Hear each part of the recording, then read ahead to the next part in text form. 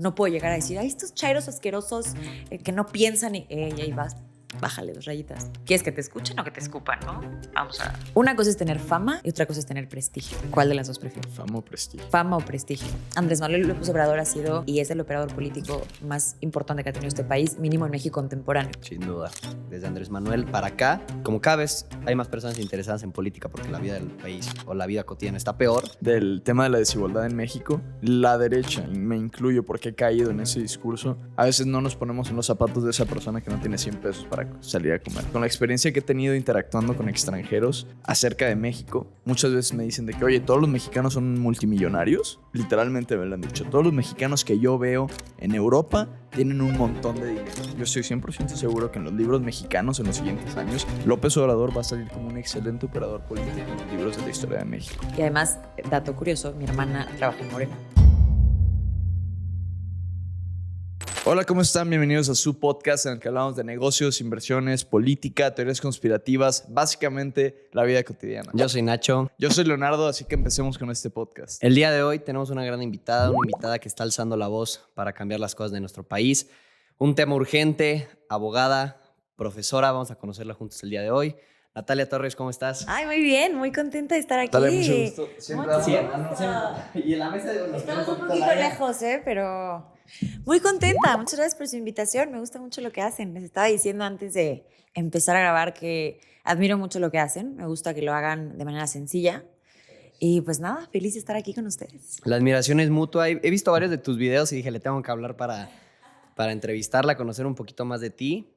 Y te quería preguntar, yo puedo tener una percepción de ti, lo que veo en las redes, pero pues nada como escucharlo de primera mano. No sé si me puedes decir en muchas o pocas palabras quién es Natalia Torres. Híjole, órale, qué buena pregunta. A ver, creo que soy una mujer comprometida. Creo que soy una mujer a la que desde chiquita siempre le impulsaron mucho el tema de amar a tu país y de tratar de hacer mejores las cosas y de tratar de sacar adelante lo que tenemos como país. Entonces, estudio Derecho, un poco por las mismas razones. Me gusta mucho la justicia, me gusta mucho la democracia. Lucho todos los días por eso, no solamente en mi chamba, sino en el contenido. Trato de buscarlo. Y creo que podría decir comprometida con el país, comprometida por su mejora, sea lo que sea que eso significa, ¿no? Pero sí, creo que eso. Y oye, Nat, mencionaste algo muy importante que es que eres una mujer. Nosotros te contamos una experiencia que tuvimos en Madrid, España. Fuimos a la marcha del 8M. Y una de las cosas que hicimos fue que fuimos preguntando a las personas qué hacían en la marcha, les preguntamos qué era una mujer. Para ti ahorita esa definición ha sido un problema por todo el mundo, porque realmente en esa marcha nadie nos pudo definir en sí qué era una mujer, en verdad. Entonces, para ti, Bueno, ¿qué es una mujer de la marcha sí nos dijo, no, pues una mujer. Sí. ¿Tú tienes una definición normal, clara, o qué opinas de esa pregunta? 100%, una hembra adulta, sí, para mí eso es una mujer. O sea, aquí viene mi parte conservadora, ¿no? Muy conservadora, pero sí me parece que eso es una mujer. Hace poquito yo veía un podcast en donde una chava estaba diciendo, entiendo cuáles son como los petitorios de la sociedad y entiendo que hay personas que se identifican de manera diferente y entiendo que hay personas que se sienten de manera diferente y eso lo acepto y lo respeto muchísimo. Jamás me van a escuchar decirle a una mujer trans, que se diga mujer trans, jamás me van a escuchar decirle hombre o hablarle de otra manera, jamás, lo respeto muchísimo. Pero le escuchaba a esta chava decir, hay muchas cosas que las mujeres pasamos, que una mujer trans jamás va a comprender, ¿no? El tema hormonal, la menstruación, el embarazo, la lactancia, la menopausia, son muchos componentes que hacen a una mujer ser una mujer, ¿no? Sí, por supuesto que tiene que ver con un trato social, pero no me parece que sea lo exclusivo, ¿no? Entonces, para mí esa definición está muy clara, sin embargo, pues lo voy a respetar. No coincido con que me obliguen a creer de la misma manera, pero jamás les voy a faltar el respeto, ¿no? Tú dirías, ¿viste el caso del metro de la Ciudad de México en donde la oficial, no sé si lo viste, que no dejó sí, pasar sí. a la mujer trans? ¿Qué postura tienes de eso? ¿Estás a favor? ¿Estás en contra? ¿Qué opinión tienes? Híjole, a ver, creo que en algún momento de mi vida, hace no mucho, te hubiera dicho estoy completamente con la policía, ¿no? Pero siempre he sido, desde la perspectiva de derechos humanos, muy garantista. Entonces, estoy todavía como tratando de formular opiniones en ese sentido, porque híjole, no sé si estoy de acuerdo, pero también creo que ese tipo de servicios públicos, sobre todo pues cuando ya son mujeres, no sé, transicionadas, ¿por qué se los negaríamos? ¿Me explico? O sea, imaginemos que es una mujer trans completamente transicionada, ¿no? Digo, un hombre biológicamente, pero una mujer transicionada, etcétera, y quiere entrar al metro, al vagón de mujeres. ¿Bajo qué argumento le diríamos no puedes? Biológicamente eres hombre, entonces no se puede. Pues yo diría que sí, ¿no? Bueno, o sea, yo estoy a favor de lo que hizo la policía, pero también... Yo creo que también una parte muy importante de la manera en la que yo la veo es que deben de existir leyes y reglas para llevar un orden en un país y en un mundo. Y creo que esas leyes es uno de los principales principios. Una ola de progresismo, la cual ha llegado ahorita a México, la cual ha estado en España, mm, está en España. No creo que se le pueda dar tanto permiso de venir a romper todo lo que ha construido y todas esas reglas y valores que se han formado para construir el país en el que estamos. Entonces, si una policía no está lista como para dar ese paso y prefiere mantener a las mujeres en un lugar a salvo porque nunca sabemos qué pasa detrás de ese hombre porque es un hombre, pues ella, yo creo que en su trabajo fue muy valiente y decir, oye, no puedo. Estas son las reglas que están aquí. Que digo, yo creo que donde puede haber un poco de debate es cómo se dio cuenta esta policía de que era una mujer trans, que no era una mujer biológica. Si luego ni los hombres nos damos cuenta. Sí, no, o sea, genuinamente, porque luego hay personas que pues, transicionan de una manera que al ojo normal no se dan cuenta, no te puedes dar cuenta si es mujer biológica o hombre biológico. Y pues, la policía debe haber dicho, pues esta parece hombre, porque si no, ¿cómo se dio cuenta? Sí, sí, eso es cierto. A ver, estrictamente, y ojo, o sea, se los platico porque siempre he tenido una manera de pensar muy conservadora, se podría decir. Pero también he tratado de abrir un poco mi mente a entender que hay realidades un poco diferentes. Eso no va a hacer que cambien mis definiciones ya establecidas y eso no va a cambiar ni siquiera mis definiciones, venga, ¿no? La realidad de las cosas como son. Eso no va a hacer que se cambie. Pero sí creo que dentro de cierta medida hay que adaptarnos como sociedad a las cosas nuevas que existen. ¿Estoy de acuerdo? No. ¿Me gusta? No. Oye, mañana me voy a convertir en un hombre. No. Pero es cierto que hoy el mundo se mueve de una manera distinta. Y es cierto que tenemos que aprender a tener un poco más de elasticidad neuronal para aceptar ciertas cosas de manera diferente. No porque estemos de acuerdo, sino porque así son. Entonces, ni nosotros tres vamos a llegar a cambiar que existan personas que transicionen o que se sientan diferentes, porque es imposible, porque así como ellos no gobiernan dentro de nuestras percepciones, definiciones y realidad, nosotros en las vidas tampoco. Entonces, ni tanto que queme al santo, ni tanto que no lo caliente, ¿no?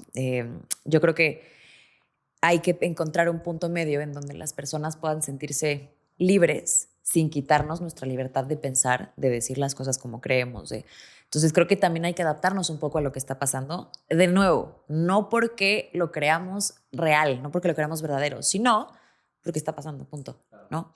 Yo siempre digo, a mí el derecho, y lo sabrán más adelante que nos conozcamos más, pero a mí el derecho me fascina, me encanta. O sea, yo estoy convencida de que no estudié algo, no pude haber estudiado algo más. O sea, yo nací para ser abogada, me vuelve loca. La teoría, la práctica a veces, ¿no? Pero en general soy muy fan, ¿no? Dime. Te iba a preguntar, se me hace interesante que no corriste a dar una opinión cuando te mencionamos lo del policía. Y creo que eso es diferente porque a veces le preguntas la opinión a alguien y rápido tienen su decisión sin pensarlo ni siquiera, dan una opinión que a veces es estúpida. Entonces, ¿tú cómo formas tu base de pensamiento para dar una opinión como abogada? ¿Lo piensas mucho? ¿Es algo que traes en la cabeza por muchos días? Fíjate que a mí con ese tema tengo un gran ejemplo y es el aborto, por ejemplo. Siempre he dicho, yo, Natalia Torres Salim, yo, ¿abortaría? No. Y antes, insisto, hubiera dicho, es terrible, es lo peor que puede pasar. Y todavía mis argumentos se inclinan un poco hacia allá. Pero ¿cómo construyo un criterio si solamente me lleno de ideas que me hablan exactamente lo mismo que yo me hablo en las noches? Cuando tenemos una cámara de eco tan grande, cuando nuestros amigos piensan igual, nuestras familias piensan igual, nuestro círculo más cercano piensa igual, difícilmente vas a nutrirte de otras opiniones o de otros contextos que te permitan tener una realidad un poquito más amplia. Yo lo que trato de hacer es tener esa realidad, ¿no? Platico con gente con la que usualmente no estaríamos de acuerdo en muchas cosas. Hoy tengo una gran amiga que es súper morenista. Entonces ya te imaginarás las conversaciones y las discusiones que tenemos sobre política. Pero trato de tratar de elevar un poco mi cabecita para que llegue a lugares que tal vez yo no estoy viendo, ¿no? Cuando te repites 100 cosas, e insisto, la gente que está a tu alrededor, que se repite 100 cosas todo el tiempo, no vas a salir de ahí. No vas a poder percibir otras realidades, no vas a poder entender otras realidades y entender otros argumentos. Mínimo, conócelos para refutarlos si tú quieres, ¿no? Pero conócelos. Y eso es un poco lo que hago. Hoy a la fecha puedo decirte que no tengo una opinión consolidada, súper hecha, súper definida, así como para lanzártela de inmediato del aborto, por ejemplo, ¿no? Tengo muchas cosas que se inclinan a decir, no estoy a favor, pero hay un par de cosas que me hacen decir, ¿a la gente realmente lo que le importa es que los niños estén bien o solo que la mujer no pueda abortar? O sea, tenemos una infraestructura nacional y en general de manera internacional para que los niños que nazcan en lugares o en condiciones no óptimas puedan tener todos los beneficios y todos los derechos sociales cubiertos, educación, salud, ropita, comida, que no se vayan a cenar, digo, a dormir sin cenar, que tengan comidita en el refri, que tengan... ¿Sí estamos garantizando eso o nomás no queremos que las mujeres aborten? Entonces, para mí eso es un punto importante, ¿no? ¿Tú crees que existe la verdad? ¿Una verdad en general? ¿En la vida, en algo? ¿Crees que existe la verdad o no? A ver, dicen mucho los filósofos que la verdad es y solo hay una. Y todo lo demás es paja alrededor de la verdad, ¿no? Yo creo que sí puede haber varias. ¿Sí? Yo creo que puede haber varias dependiendo de una perspectiva, ¿no? Por ejemplo, si aquí un día saliera mañana nuestra presidenta a decir, oye, a partir de ahora vamos a todas las mujeres a usar hijab y vamos a cubrirnos todas, hoy nuestra realidad, eso sería un poquito, un poco violencia, ¿no? Sería un poco misógino, podríamos decir acá. ¿Qué pasa si lo dices en otra parte del mundo? En el ejemplo que dices, pues si es un país musulmán. Sí, pero al final no creo que quite el hecho de que no haya solo una verdad. No lo sé. A ver, yo creo que para muchas mujeres, justo en esas zonas geográficas, te dicen, a mí no me molesta. O sea, a mí no me parece opresor. A mí me parece un tema mucho más cultural. Y es una cultura que tal vez tú ni tú entiendes, pero es una cultura. Y esto es respetar esa cultura y honrar esa cultura. Yo no me siento oprimida de ninguna manera. Puede pasar, no lo sé. Yo creo que podemos estar de acuerdo en, sí puede que haya solo una verdad, el cómo se percibe esa verdad va a ser bien distinto, ¿no? La percepción. O sea, la percepción de esa verdad puede ser muy distinta. Podemos, creo que coincidir, ¿verdad? Hay una, sí, ¿no? Coincido con varios filósofos, sobre todo porque ellos llevan mucho más ratito que yo platicándoselo a la almohada, ¿no? Entonces, hay una, pero el cómo se perciba, la percepción de esa realidad es bien distinta y súper subjetiva. Ese es un pedo, por cierto. Es complicado. Fíjate Sí. que ese tema a mí se me hace muy interesante porque al principio, cuando empezamos esto, que nos empezamos a indagar más en la política, hablaba con Nacho como, pues, si nada más deberíamos de estar leyendo, por ejemplo, autores de derecha, que es con lo que más nos alineamos, que creo que está completamente incorrecto, nada más distinguir a la gente entre izquierda o derecha, pero es algo para facilitar las cosas. Y si deberíamos nada más de estar leyendo autores de derecha para reforzar nuestras opiniones, o si también deberíamos de inclinarnos a leer los autores de izquierda y ver qué es lo que piensan. Híjole, sería mi mayor recomendación. ¿Cómo, incluso, insisto, para refutarlo, cómo vas a debatir algo que no conoces? Claro. ¿Cómo vas a criticar un punto que no conoces? Yo estoy leyendo un libro que se llama Socialismo de Bolsillo. Entonces, cuando lo saco con mis amigos súper de derecha, me dicen como, hermana, sí, wow, has cambiado muchísimo, ¿no? Y la realidad es que lo leo, uno, sí, para conocer y para entender cuáles son los planteamientos iniciales y tal. Pero también porque si quiero decirle a la gente que eso no está chido, ¿por qué no está chido? ¿Por qué no está bien? Tengo que conocer los planteamientos originales de quien los inició, ¿no? De quien los empezó, de quien los plasmó en un librito y todo eso. A mí me parece que es lo más importante. Lo más importante. Contra lo que más pelees es contra lo que más te tienes que informar. En el sexenio de AMLO, por ejemplo, yo no había mañanera que me perdiera. No había. Oye, las 2 horas más inservibles de mi día, sí, totalmente.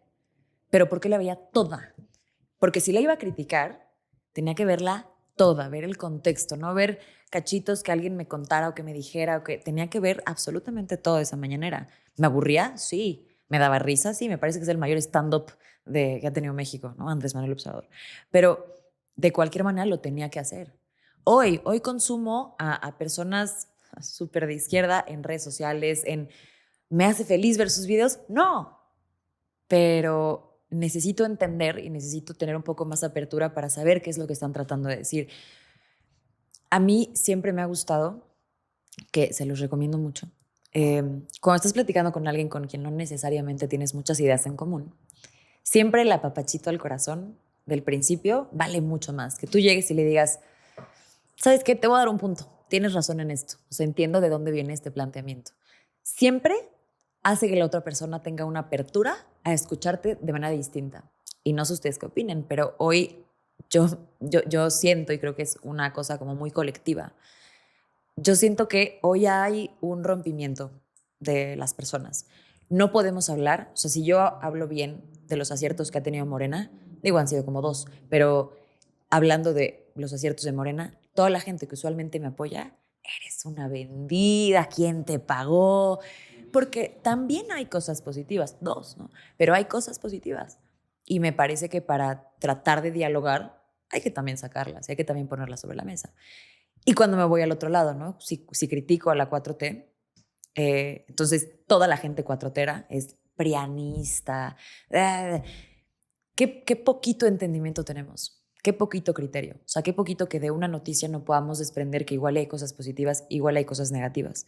Y la falta de conversación que estamos teniendo nos va a llevar a un problema serio. Ya estamos en un problema serio, ¿no? Pero nos va a llevar a muchos más problemas. Entonces, hablo muchísimo, perdón. No te preocupes. Justamente te quería decir algo que nos pasó y me sorprendió. Justo lo que estás diciendo. Ese rompimiento que existe. No sé si ya no tenemos tolerancia o nunca, o más bien nunca hubo. Y ahorita nos damos cuenta, tal vez nosotros que estamos en redes. No sé, pero generalmente creo que desde Andrés Manuel para acá, como cada vez hay más personas interesadas en política porque la vida del país o la vida cotidiana está peor, siento que cada vez son más las opiniones y cada vez que hay más opiniones, pues hay más choque. Por ejemplo, nosotros subimos un video hablando acerca de Alessandra Rojo de la Vega, que mencionó, bueno, ahorita trae una polémica ahí por el tema de en contra de Eduardo Verástegui, del Rosario, un poquito, a ver, o sea, yo soy católico y defiendo pues, mi religión y obviamente defiendo a las personas que rezan el Rosario porque es parte de la doctrina católica rezar el Rosario. Entonces, pues yo subí un video pues, comentando lo que ella dijo. Dije, no la conozco, pero pues esto me molestó. Y muchísimas personas me empezaron a decir, ya comprado, vendido a Morena. Me empezaron a decir, llevo un año, el tiempo que llevamos subiendo videos, llevo un año siendo fiel a tus podcasts, pero hoy perdiste un seguidor. Por un video de más de 1,000 que hemos subido, ya perdí un seguidor, en ese caso, por una opinión distinta. ¿Por qué crees que sea ese choque? ¿Crees que nos beneficie, que no nos beneficie, que beneficie a las personas del poder? ¿Qué opinas? Creo que es multifactorial. Ok. Para mí la cosa más importante en este momento para contestarte eso es fanatismo. Fanatismo político a lo idiota. No solo pro Morena, sino tú hablas con una persona de derecha que se va totalmente al extremo, es exactamente lo mismo que le criticamos a los de Morena, pero de derecha. Sin duda. O sea, el derechairo está ahí por algo, ¿no? Es impresionante el fanatismo. O sea, el señalar absolutamente todas las cosas que se hacen como malas, no hay nada bueno, todo está... A mí me da mucha risa como el país mínimo, como en la esfera, ustedes lo saben perfecto, judicial y temas así, se nos está yendo a la fregada. Y hay gente que se pone a debatir y a pelear si Claudia se puso Botox, o si la colita ya se le subió, o si tiene más pelitos, o si se puso una peluquita, pero con tal de fregarla, todo. Eso a mí me molesta muchísimo. A mí se me hace también pésima estrategia. Terrible. Yo con esa gente no puedo hablar. Con esa gente no puedo hablar y esa gente, la verdad es que yo sé que les acabo de decir, escuchemos a todos. Híjole, Es complicado. Con ellos me cuesta mucho trabajo. En general con los fanáticos, ¿no? Hay una página de noticias que sigo bastante que se llama La Derecha Diario. Y de hecho, esto es algo que platiqué con Leo. Le dije, me gustan sus noticias porque dicen cosas que tal los otros medios no tan tradicionales, porque ellos solo están en Twitter y en Instagram, no dicen. Pero le dije, ¿por qué esta necesidad de poner la inepta de Claudia Sheinbaum? O sea, está bien que no haya hecho las cosas bien. Y eso que no me cae bien Claudia Sheinbaum. Digo, no tengo el gusto de conocerla. Y si me invita a su casa algún día, obviamente iría porque es la presidenta, ¿no? Sí, yo también, por supuesto. Pero, digo, yo que estoy en contra de sus políticas, pues no le diría inepta, ridícula, payasa. Digo, ese tipo de palabras que solo están ahí como para generar choque. Sale la herida. Exacto. O sea, ¿por qué? O sea, siento que no une. Como lo que dices del Botox. O sea, muchísima gente salió a criticarla por... ¿Y? ¿Y qué tiene? O sea, pues si quiere que se ponga más, pues mejor. Es la presidenta del país, pues que se vea a la línea. Sí, venga. presentable. Sí. Exacto. Yo de lo que más vívido tengo es lo que hacían en la Rusia socialista. Es uno de los temas que más he investigado y me doy cuenta cómo realmente en la derecha y en la izquierda nadie se salva. Que han agarrado este discurso donde pues sí han utilizado agitadores para crear ese fanatismo. Porque, como lo dijo Maquiavelo, pones a uno en contra del otro.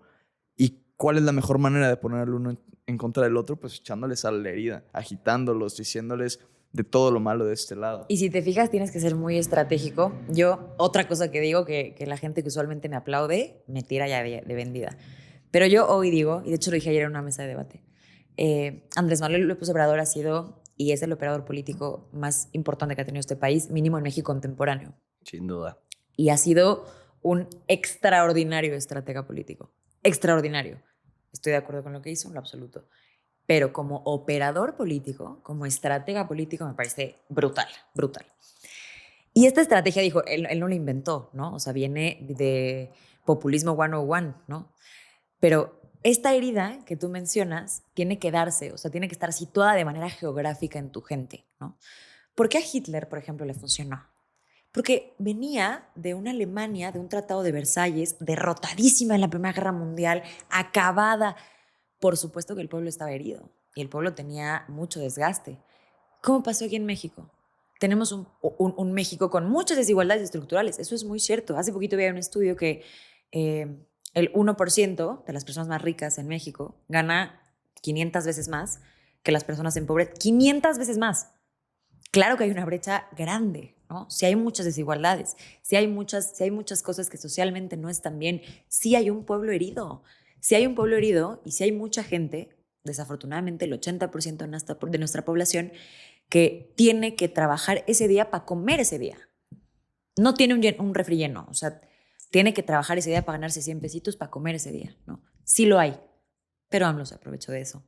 Y entonces a esa gente lastimada y con ese resentimiento y con esa herida justificada, porque sí, a esas personas les dijo, ¿sabes quién tiene la culpa? Ellos. Ellos con dinero, ellos los tecnócratas, ellos los neoliberales. Y fíjate qué tan maravilloso es su discurso, que tú se lo dices a esta gente y difícilmente estas personas pueden tener una percepción distinta. ¿Cómo esa persona que yo te cuento, que no tiene esos 100 pesitos para comer al día, para echarse unos taquitos, cómo va a empatizar con ellos? ¿Cómo va a empatizar esa persona con Ricardo Salinas Pliego, por ejemplo? No, imposible. No hay manera. No hay manera. ¿Qué les vas a decir? Oye, es un cuate brillante que ha trabajado muchísimo. Sí tenía lana, pero ve el imperio que construyó. ¿Qué les vas a decir? Es imposible. No puedes empatizar con esas cosas. Entonces, se aprovechó de eso. Y la narrativa es extraordinaria. Es poderosísima. Todos los culpables de que en México pase esto son los millonarios. Son esos ricos fifís de derecha, conservadores. Son ellos los culpables. No nosotros, sistema.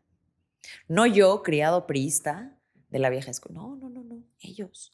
Funcionó. Y esa herida la sanas y expiras culpas, ¿no? No es que yo, sistema, no haya hecho nada. No es que igual, en algún punto, la cultura del mexicano, pues no sea de mucho éxito y de mucha ambición, ¿no? Que eso también influye en algún sentido, ¿no? No es eso. Es la gente con dinero. Son ellos. Justamente eso que mencionas del tema de la desigualdad en México, creo que la derecha, y me incluyo porque he caído en ese discurso, a veces no nos ponemos en los zapatos de esa persona que no tiene 100 pesos para salir a comer. Y digamos, con la experiencia que he tenido interactuando con extranjeros acerca de México, muchas veces me dicen de que, oye, todos los mexicanos son multimillonarios. Literalmente me lo han dicho. Todos los mexicanos que yo veo en Europa tienen un montón de dinero. Los veo en discotecas pidiendo botellas de champaña, los veo en los mejores restaurantes, los veo con las mejores marcas. Y yo me pongo a pensar, no, es que... Y me dicen, incluso hay algunos que me dicen, pero es que yo he ido a México.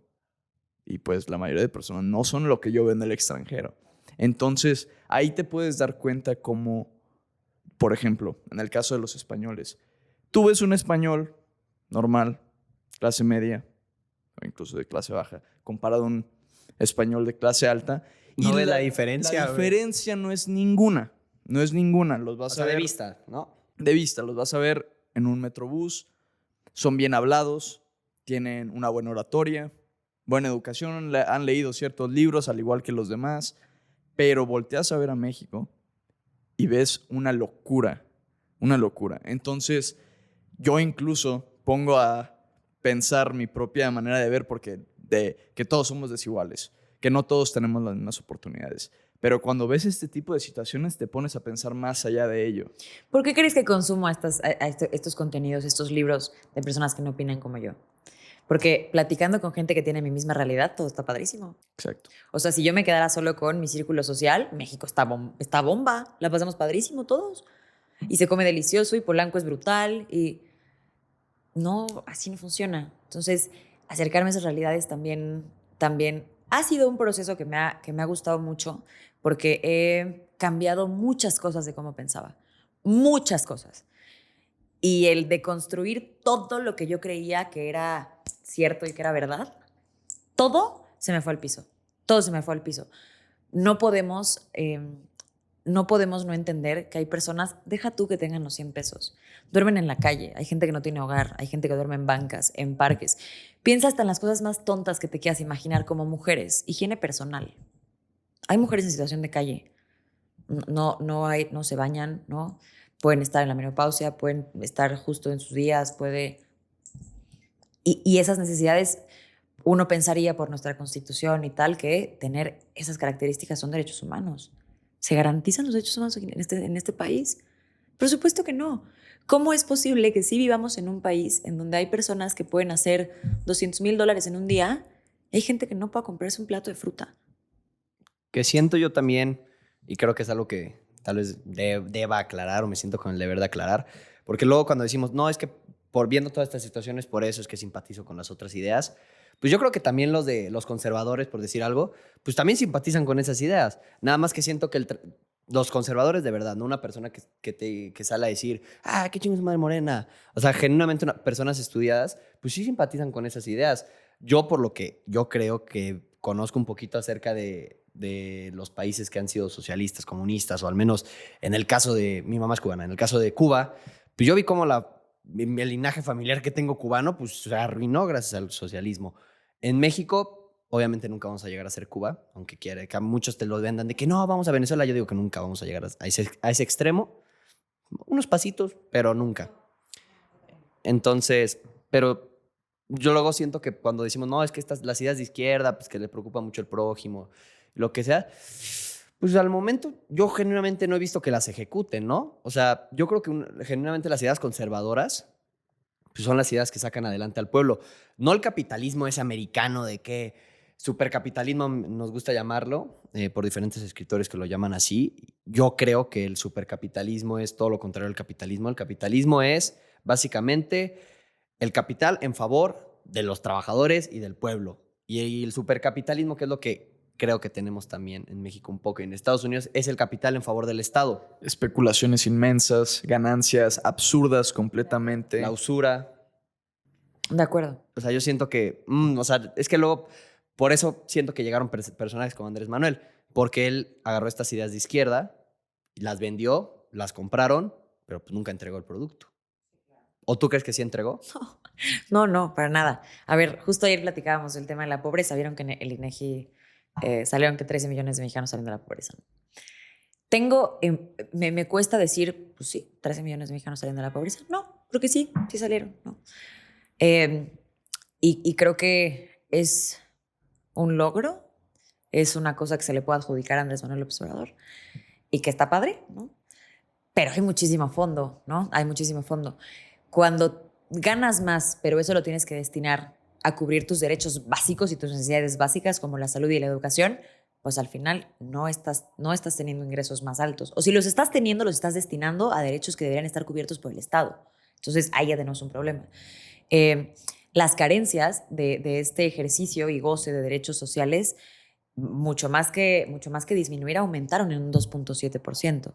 Entonces, ¿cómo es que tienen más dinero, pero carencias de derechos sociales son menos? Os digo, son más las carencias, ¿no? ¿Cómo es esto? Mucha gente dice programas sociales. Yo revisé mucho el tema del INEGI. Poco más del 30% de los programas sociales dieron resultado a que 13 millones de mexicanos salían de la pobreza, ¿no? Mucho tuvieron que ver las reformas laborales. Que sí, las reformas me parece positivas, pero como todas las reformas que hace Morena son con las patas, no están bien hechas. La idea es buena, ¿no? Pero lo que hicieron no me gustó. Sin embargo, la reforma laboral, el tema de outsourcing, bla, bla, bla, bla, no han querido verlo de las 40 horas, pero en fin. Esas cosas sumaron para que esto se diera. Entonces, si habláramos del producto de Andrés Manuel López Obrador como que los pobres sean menos pobres, pues depende, ¿no? Depende cómo lo veamos, como estadística nomás. O sea, si en el INEGI dice 13 millones salieron porque tienen más lana, entonces ya no hay tantos pobres. O tenemos también que verificar que la lana que están recibiendo se les está yendo en salud y en educación, porque no hay medicamentos, porque tienen muchísimas carencias. Me parece que necesitamos estudiar eso de manera compuesta. Entonces, a mí no me parece que haya entregado ese resultado. Sí me parece que es entendible, porque aunque no lo haya entregado para nosotros, hay gente que lo apoya. Y la razón va un poco de la mano de lo que te decía hace ratito. Si a una persona que gana 500 pesos a la semana, de pronto llega alguien que al mes les da 8,000 pesos, le estás cambiando la vida. O sea, le estás haciendo la diferencia entre comida en su refri, uniformes para los hijos, una almohada, unas sábanas. Le cambias la vida. Y de verdad, y se los pregunto de todo corazón, ¿tú crees que a esas personas que con 8,000 pesos les cambias la vida, les interesa que hoy la Suprema Corte tiene 9 ministros en lugar de 11? No. ¿O que ya no hay OCAS? No. Que creo que ahí nosotros creadores de contenido, nosotros que tratamos de tener esto, debemos ser bien cuidadosos. Necesitamos unificar a la gente. No dividirla. No, divididas ya están. Y nuestro objetivo no es que la oposición nos escuche, la oposición nos escucha a nosotros, ¿no? O sea, a la oposición le gusta lo que hacemos. O sea, ¿cómo haces que te pele el 80% restante de la población? Porque si no, pues ¿para qué estamos haciendo esto? ¿No? Para solo estar en nuestras camaritas de eco y que toda la oposición nos diga, ¡ay, padrísimo! ¡Wow! Lo que hacen. Pues no. ¿Cómo crees que se lograría? ¿Cómo tú haces que te escuche también el otro lado? Y en parte esa pregunta, Nat, también. También, ¿cómo haces que el otro lado escuche? Pero también, si yo fuera un morenista, que estoy fanatizado por López Obrador, me cambió la vida con los 8,000 pesos mensuales. ¿Tú cómo me convencerías a mí de darme cuenta de que esto es una mentira? Es una gran pregunta y es lo que trato de hacer y sigo descubriendo. A ver, ¿cómo podemos tratar de generar eso con empatía? Con tener cuidado con nuestro discurso. Me encantó lo que dijiste, la inepta de Claudia Sheinbaum. Güey, ¿por? Yo sabía, desde que empezó el sexenio de Claudia, subí una foto a Instagram con mis fotos en las últimas marchas y tal, justo el día 1 de la presidencia, y en mi foto puse día 1, va de nuevo, ¿no? Ya otros 6 años, venga. Y yo sabía desde ese día, en cuanto yo empezara a hablar mal de Claudia, y no mal de Claudia como mujer y como persona, mal de Claudia como presidenta, ¿no? Como servidora de la nación, yo sabía que de manera irremediable me iba a llegar el última vez que una mujer es presidente. Yo lo sabía, o sea, sabía que contra eso me iba a enfrentar, ¿no? Sí, es muy común también en nuestros comentarios se inunda, de primera y última vez que existe una presidente mujer en México, este personaje la está regando, no sé qué. ¿Tú cómo lo tomaste?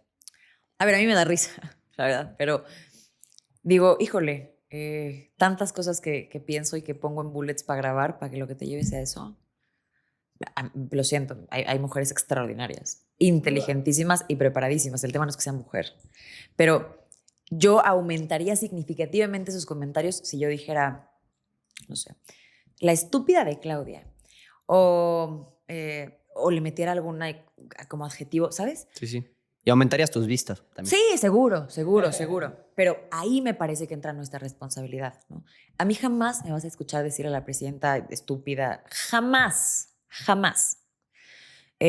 Nunca me he referido con adjetivos. A mí el tema de... yo antes lo usaba mucho, ¿no? El hablar de chairos. Y siempre decía, ay, los chairos... Es una de las cosas que he tratado de cambiar mucho. Nosotros también lo dejamos de hacer. Mucho, ¿no? Ahí es donde entra nuestra responsabilidad. ¿Quieres que empaticen contigo? Háblales con respeto también. Claro. ¿No? O sea, y tienes que hablar de una manera distinta, de una manera que entiendan. A mí me ha gustado mucho, que ustedes lo saben, mi contenido es mucho de derecho y de política. Y el derecho no es tan sencillo como el presidente Andrés Manuel López Obrador creía, ¿no? Que decía que el derecho era facilísimo. Como cuando dijo que sacar petróleo era, ¿no?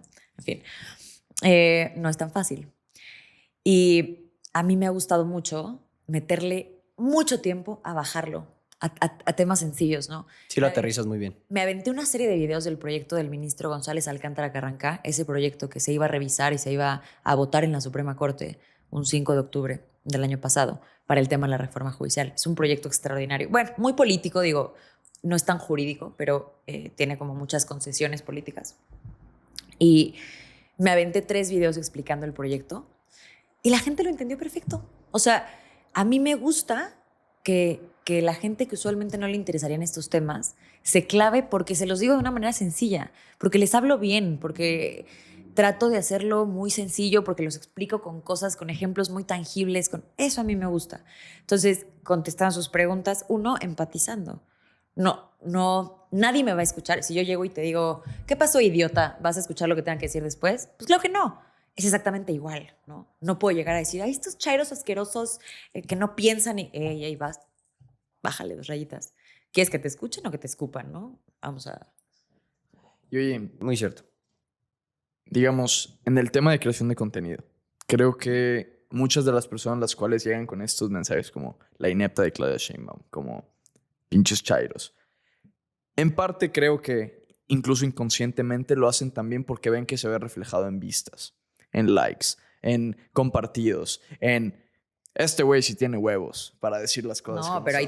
ahí también pelea tu convicción. Exactamente. Entonces, ¿tú cómo lidias con eso? Porque las vistas en realidad sí, las vistas, los likes, los compartidos en realidad sí reflejan lo que estás tratando de entregar.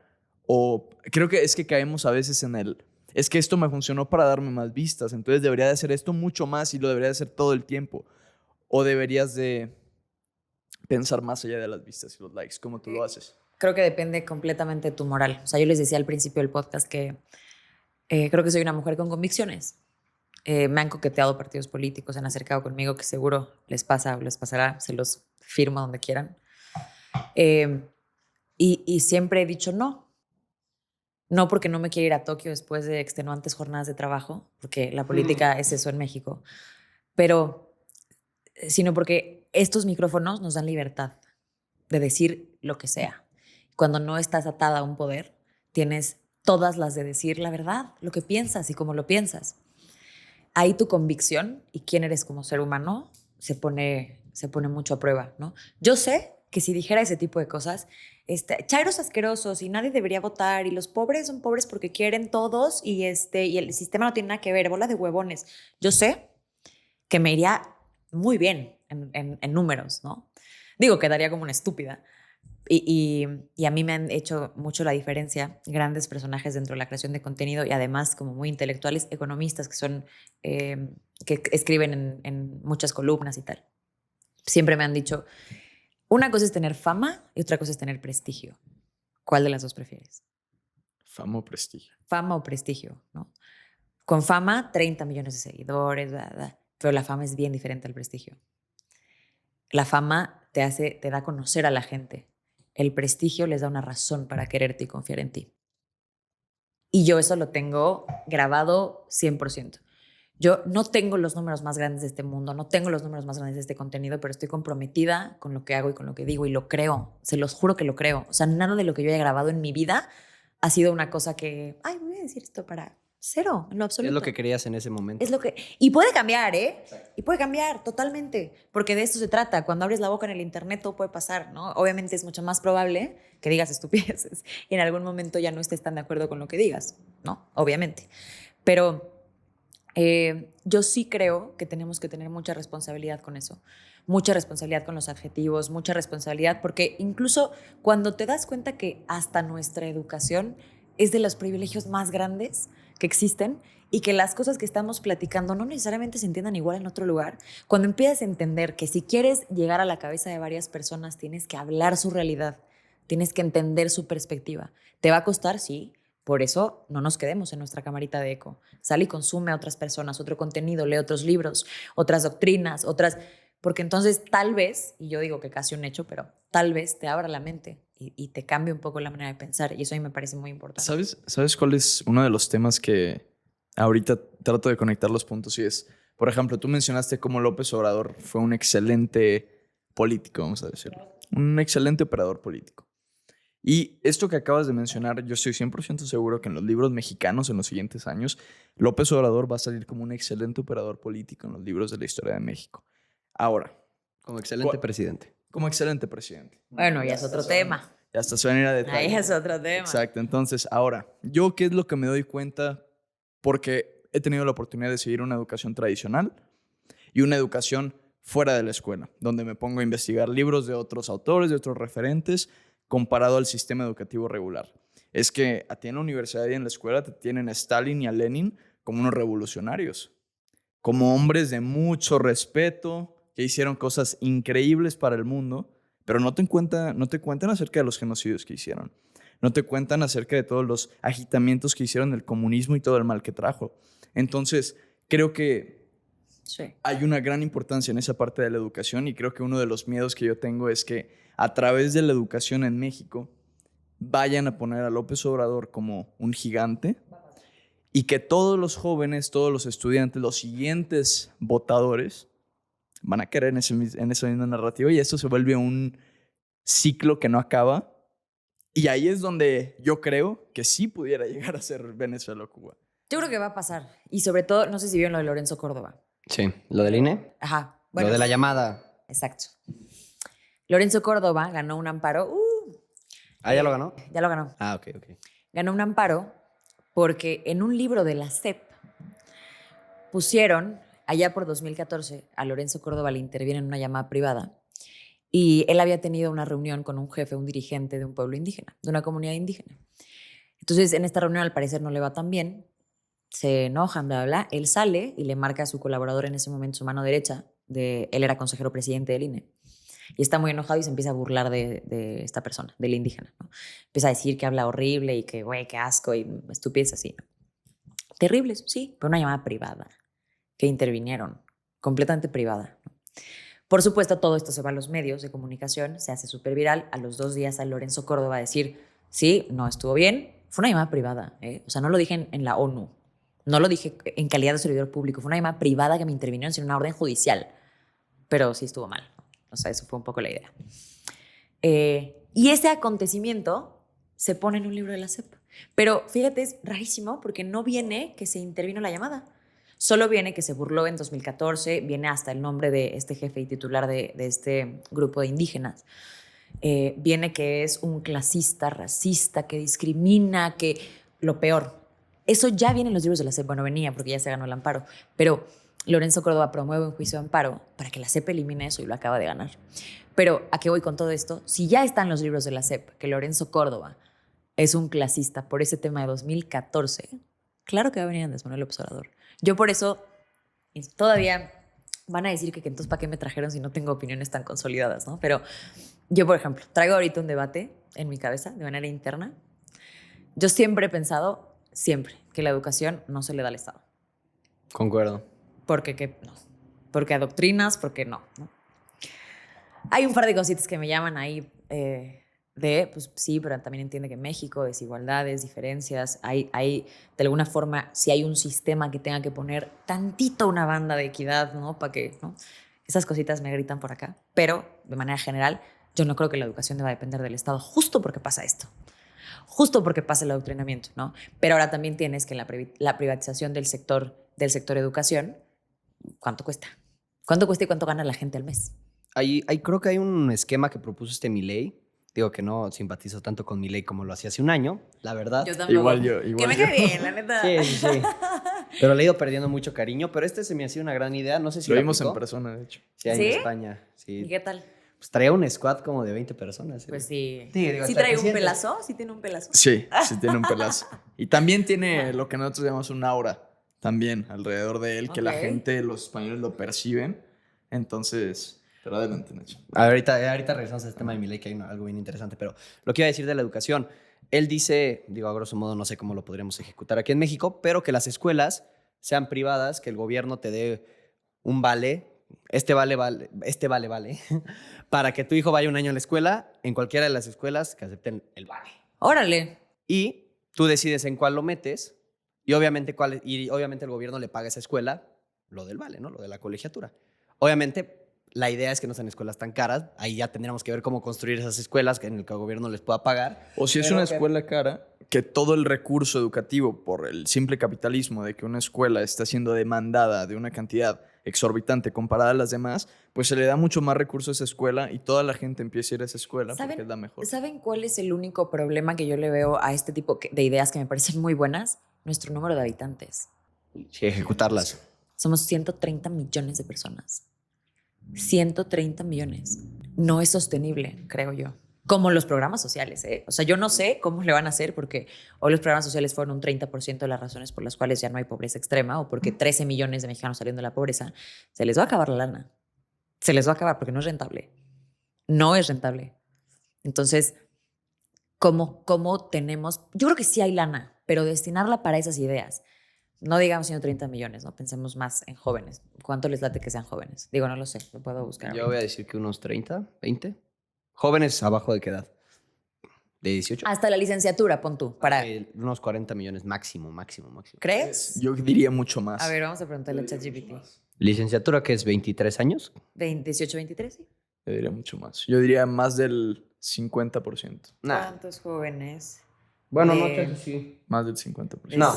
de 6 años a 23, Sí. supongo.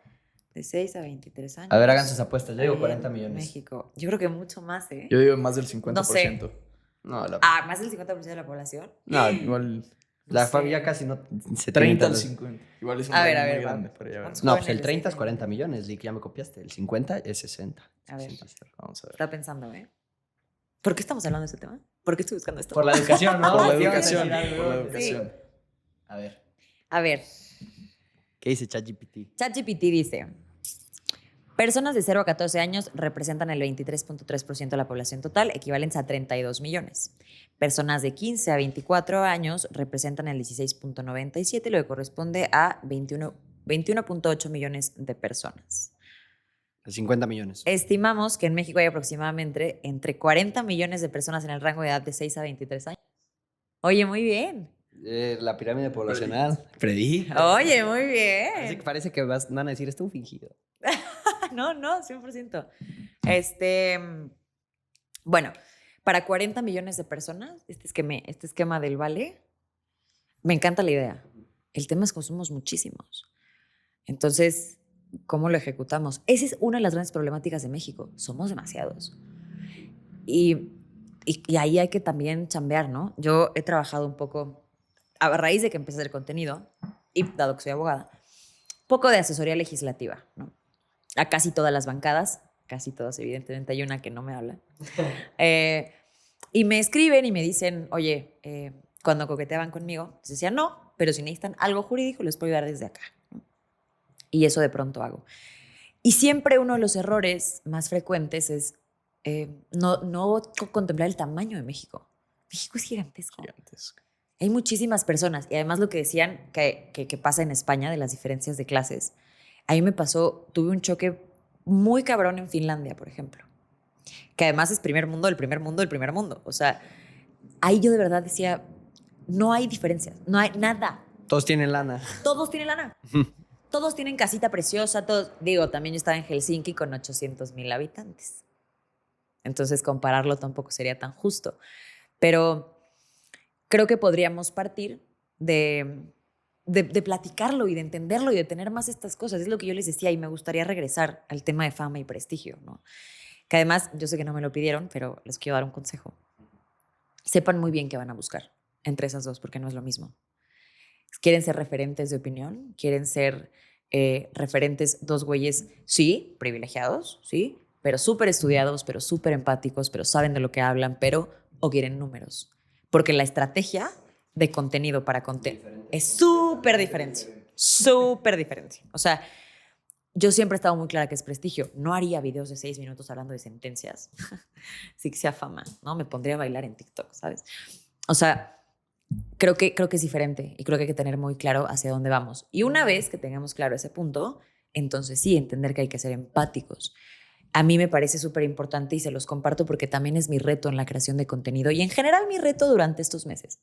El entender que la gente que ya piensa como yo me va a consumir. O sea, sí. ¿Cómo llevo a los demás? Sí, que es para hacer un cambio. Oye, yo quiero hacerte una pregunta rápido, antes de que se me vaya. ¿Simpatizas con algún partido político?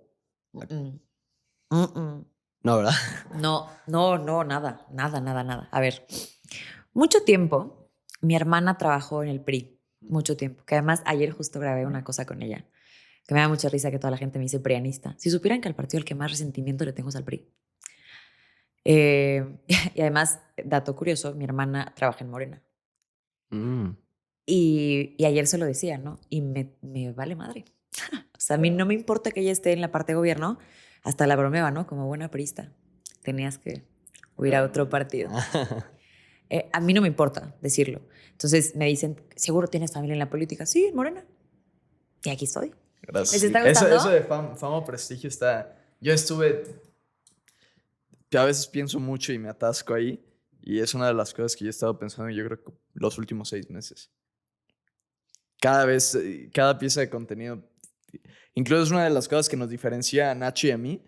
Que, digamos, Nacho, un videoanálisis en pum, rápido y yo sí me quedo pensando un rato. Es una habilidad. O sea, eso es una habilidad, sin duda. Aprovéchala mucho, ¿no? Sí, trato de... ¿Qué digo? Luego diré una tontería y digo, ups. Pero adéntrate a también intentarlo, ¿no? A veces también me pasa que hago análisis súper chiquitos, y pum, el video se va en frega.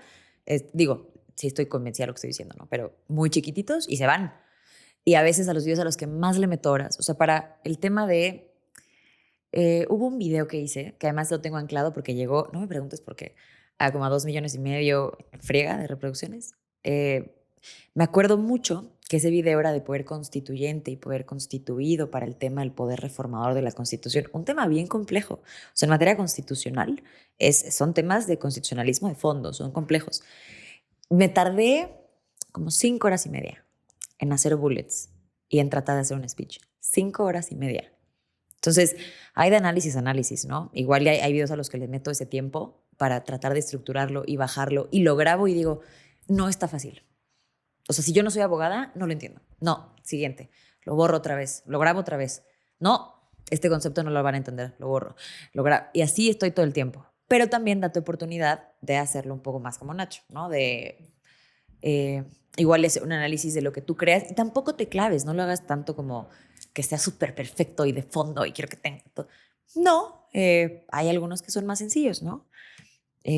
Por ejemplo, hice uno muy cortito hace poquito que fue cuando Claudia dijo, yo no hablo con abogados de narcos. Y yo, ay, por favor.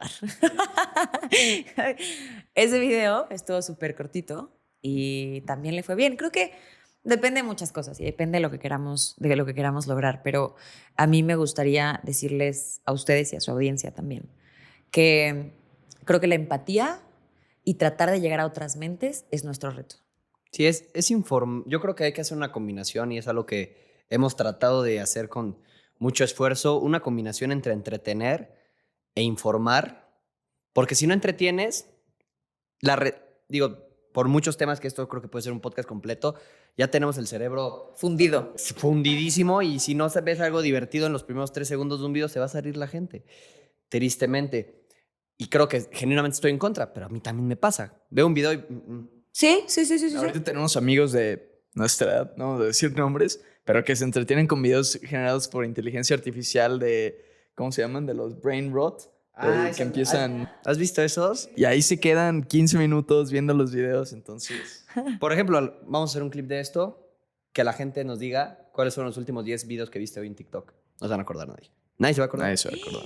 Es cierto. O sea, es muy raro. O sea, y digo, esto lo voy a poner en formato clip para cuando alguien le salga, va a decir cuáles son los últimos 10 videos que vi. Ahorita, hace 5 minutos le estuvieron bajando hasta que le salió este clip.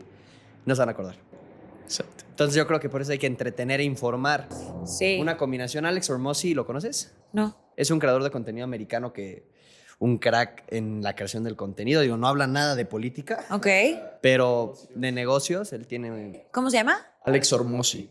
tiene varios libros, $100 Million Leads, Sale y otro. Lo que diferencia de este Alex Hormozzi, y que fue uno de los primeros referentes que vimos nosotros, es que él habla mucho acerca de... Yo entiendo cómo funcionan los humanos. Yo entiendo cómo funciona nuestra generación de ahora. Y él decía, yo voy a generar... Creo que en un entonces él dijo que yo estoy subiendo alrededor de 1000 videos a la semana. Y hablaba con otra persona, por ejemplo, con Grant Cardone, que es otro creador de contenido americano de mucho dinero, y le preguntaba, ¿tú cuánto contenido estás subiendo? Y dice, me estoy perdiendo la vida haciendo contenido, estoy subiendo 10 videos a la semana. Le dice, estoy subiendo 1000. Entonces él dice, yo ya entendí cómo funcionamos. No tenemos retención de atención. Puedes ver un video muy interesante como el tuyo, que te tomaste 5 horas y media, pero es que pasas a otro que le toma a otra persona 1 minuto y ni siquiera te vas a acordar de ese video. Pero por eso tu objetivo es importante. Exactamente. O sea, ¿quieres solo números porque los números y la fama está padre? ¿O quieres, o traes un mensaje, o tienes un mensaje que dar? Yo siempre he dicho, y no juzgo, o sea, no juzgo si a las chavas que bailan en TikTok y así. Bueno, sí, un poco sí.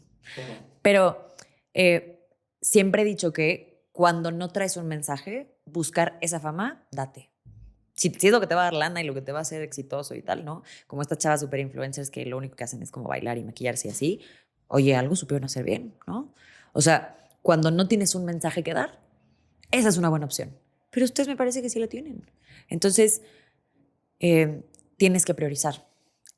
Priorizar ese prestigio versus fama. Claro, ahí también en Estados Unidos siento que los creadores de contenido que se hablan de política sí han encontrado este perfecto equilibrio entre entretener, informar y crear buen contenido, por ejemplo, y hacer una gran distribución del contenido de Charlie Kirk. Esos videos de que cuando se iba a debatir a las universidades, yo estoy seguro que muchas personas aquí en México, bueno, al menos yo... Sí. ¿Qué opinan? ¿Qué opinan de Charlie Kirk? Ahorita ya cambió también mucho mi opinión acerca de él. Demasiado. Siento que es muy pro Israel. Yo también. Ok. ¿Tú eres pro Israel o pro No, Palestina. Yo siento que no apoya a Israel, no me duele que apoye a Palestina, pero nunca voy a justificar, digo, por mi religión católica y mis valores, nunca voy a justificar el matar gente por un Claro, por pedazo de supuesto. tierra. De hecho, por eso es lo que te iba a decir. A ver, ningún tipo de genocidio. Ningún tipo. Ningún tipo de genocidio, ¿no? Pero sí creo que Israel se ha vendido con una capita que no tiene. No, y se ha vendido como que esto es profetizado. Ambos. Y no sé qué, y que los cristianos están obligados a defender a Israel. Carnal, estás muy equivocado. Sí. A mí, con Charlie Kirk, igual que ustedes, ¿eh? O sea, esta evolución que les digo de mi forma de pensar y de consumir más contenido no tiene mucho, tendrá 1 año tal vez. Pero antes yo decía, es brutal este güey, súper inteligente. Es que, pues sí, güey, si estás poniendo a este brother a debatir con chavos de 17 años, pues sí. No sé si vieron que últimamente tuvo debates con profesores en Oxford. Con niños de Oxford. Pero se lo comieron vivo. Yo a este tipo de personajes que hoy lo veo así, les digo mucho espantapendejos. Tiene una narrativa buena y es buen orador y habla bonito. Sí. Y 2, 3 hace sentido lo que está diciendo, ¿no? Entonces, ok. A mí me parece que eso hace, por ejemplo, un Atolini. ¿Lo ubican? Atolini hoy es diputado, pero antes de que fuera diputado era de los voceros más grandes que tenía Morena en ese momento. Pero brutal. Y Atolini es una especie de Rusarín. Más o menos, como para que entiendan mi tipo, ¿no? Hablan mucho y no dicen nada. Sí, como me caga este tipo. No, o sea, no digo ellos, ¿no? Pero esa gente que... No, intrínseco en la chingada. Y Marx en español. Exacto, justo. Porque no... Y te lo juro que seguro esto es... Digo, no sé, a niveles medicina no tengo idea. Pero seguro de manera inconsciente no empatizas con eso. Porque, güey, ¿qué está diciendo? Entonces, no, ni siquiera tienes el interés de saber qué está diciendo porque, qué hueva este güey. O sea, claro. Pudiendo decir, a mí me parece que la verdadera inteligencia es saber decir esas cosas súper complicadas en 4 palabras. Como un niño, explicárselo a un niño de 6 años. Para mí esa es la verdadera inteligencia. Y yo ahí veo que cuando la gente es brillante, sabe a quién le habla, para qué habla y cómo le está hablando a la gente. Claro. Eso a mí me parece brutal, ¿no? Entonces, yo con Charlie Kirk tengo... Yo antes decía, no, es que es bárbaro. Se los juro por Dios, empiezas a estudiar un poco más, a ampliar tu cabeza, a revisar otras ideas Y hoy digo, uy, ¿qué estoy diciendo? Güey, qué impresión. O sea, qué impresión. Me da mucha risa como, por ejemplo, para cosas biológicas, ¿no? Mujer, hombre, que ahí yo no tengo ninguna duda, pero ni yo ni la biología, ¿no? Ujú. Que no tengo ninguna duda, la biología nos encanta, ¿no? Y siempre la señalamos, y me incluyo, la señalaba como argumento principal para ganar cualquier conversación. Es biología, hermano. Así funciona. Y se nos olvida que la biología también tiene un aspecto social. E incluso de manera biológica, tú evolucionas físicamente también por necesidades fisiológicas sociales, ¿no? Es decir, mucho tiempo antes no existían los pulgares oponibles. ¿Por qué las especies empezaron a generar con pulgares oponibles? Sí. Por necesidades. Las muelas del juicio, ¿no? También. Exacto, por necesidades diferentes. El cuerpo también evoluciona y evolucionan dependiendo de necesidades sociales y de la zona geográfica y del clima y de todo. Se cambia. Me parece que para ser una persona que está tan concentrado en la evolución biológica, ignore por completo la social. Creo que sí tiene muchas cosas muy retrógradas, muy retrógradas. Y mira, igual y yo estoy ahí. Hoy mucha gente puede decir que yo soy muy retrógrada para temas de identidad de género, ya es bastante probable. Y tal vez en unos años me arrepienta de lo que creo, hoy no, pero yo sí creo que mínimo en términos mujeres, por ejemplo, lo que opinan las mujeres, eso sí me parece súper retrógrada. Entonces, como si entendemos que hay una evolución biológica y que las especies cambian e incluso cambian físicamente por adaptarse a un entorno social, pero no aceptamos que hay una evolución social. Te puede gustar o no, pero hay una evolución social. Entonces, o te adaptas a esos cambios y esas necesidades sociales, o te quedas atrás. Entonces, creo que esas características son de las que no entiende. Candace Owens, por ejemplo, a mí me gusta mucho en muchas cosas. Mucho. Me gusta mucho como la forma en la que lo dice. Me parece una chava inteligente, una chava leída. Me gusta. Pero también creo que trae arrastrando muchas cadenitas que no la dejan ver otras perspectivas. Ubican Jubilee, seguro. Estas mesitas donde están, güey, 20 Sí, personas. y van entrando. Exacto, a mí me encanta. Creo que también se llama Surrounded, ¿no? No sé, No, son de Jubilee. no tengo idea. Pero bueno, ubican Creo que el las formato. copiaron, sí. Bueno, para la gente que no sepa, es un formato de Estados Unidos y llevan a una persona conservadora y a pelearse con 20 liberales. O al revés, a un liberal a pelearse con 20 conservadores y así está muy entretenido. Y Candace Owens va, no sé si ya lo vieron, pero parten como de statements, ¿no? Entonces, primer statement, ella dice, las mujeres que se quedan en casa van a ser mucho más felices si dejan el mercado y de trabajar. Llega la primera persona y le dice, ¿qué haces aquí? ¿Por qué no estás en casa siendo feliz? Tu che se rifó. Justamente también. Claro, pues, o sea, por supuesto. Por eso me parece importante que seamos congruentes y empáticos. Charlie Kirk también en su debate en Oxford, que yo en el pasado llegué a apoyar muchísimo más a Charlie Kirk que ahora. Me di cuenta, por ejemplo, habló con una chava, una rubia. Ah, la güerita. La güerita, que sus puntos me parecían bastante buenos. Entonces Charlie Kirk llegó con ese mismo punto. La mujer americana con un penthouse en Nueva York que está ganando $400,000 al año es triste y está deprimida y no tiene hijos y no tiene sentido. En cambio, la mujer que está ganando $75,000 al año con 4 hijos, un esposo, está mucho más feliz que la otra, o es mucho más feliz que una mujer en Palestina con un hijab. Le llega la niña y le dice, ¿cómo estás cuantificando esto? Ella dijo, smile per capita index, sonrisas por persona. ¿Cómo estás calculando esto? ¿Estás calculando la sonrisa de esta mujer que gana $400,000 al año con la mujer que está ganando 75,000 con la sonrisa que tiene una niña en Palestina? ¿O cómo le estás haciendo? Yo ahí me quedé, wow, el nivel de debate aquí es muy diferente para Charlie Kirk. Luego es que también en Estados Unidos. Luego también le llegaban con, por ejemplo, Charlie Kirk se aventó un debate con otro joven y todo iba muy bien, la verdad. Yo decía, tú vas muy bien. Ya le llegaron a preguntar por Israel. Ya no pudo defender. Aferrarse a eso, pues digo, es porque es lo que le dan la lana. Yo no me encuentro otra explicación. Digo, aparte, pues, como bien dice Armando Saucedo, follow the money. Claro, ¿Quién fondea CPAC y todo este tipo de cosas? Los lobbies. claro. Es brutal, es brutal. Yo por eso también les digo que tratemos de tener un poquito mente abierta. A mí los aferrados fanáticos en todo no me caen bien. No lo tolero. No lo tolero. O sea, ni los aferrados a la oposición, ni los aferrados, incluso lo vivo en mi carrera también. O sea, piensen que el derecho y muchas otras carreras, ¿no? Pero creo que el derecho, una de las más, era una carrera muy tradicional y muy de hombres también, ¿no? Entonces, digo, claramente esto lo hablo como reconocimiento histórico. Evidentemente a mí ya no me pasó. Evidentemente yo llegué a la universidad y había muchísimas mujeres y profesoras mujeres, digo, una en toda la carrera, pero, o sea, ya no es mi contexto, ¿no? Pero esto pasaba y no había tantas voces de mujeres y era complicado y era muy tradicional el derecho. No que yo esté peleada con lo tradicional, por supuesto que no.